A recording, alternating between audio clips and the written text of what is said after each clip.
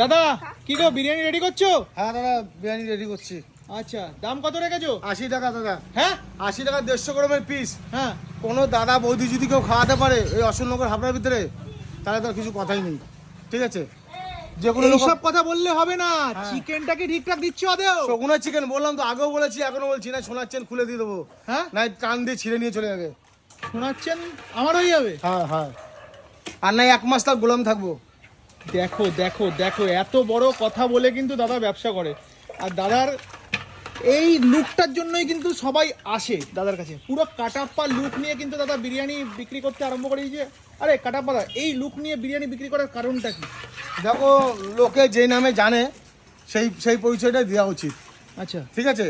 আগে আমার ছেলের নামে দেখো আদিত্য বলে ছিল, ঠিক আছে? আচ্ছা, তো অনেকে খুঁজে পায় না, অনেকে চেনে না, ঠিক আছে? হ্যাঁ। আর কাটাপ্পা বললে কাটাপ্পা ফেমাস হয়ে গেছে, কাটাপ্পা তার কাছে যাবো, যে কোনো লোক নিয়ে আসবে।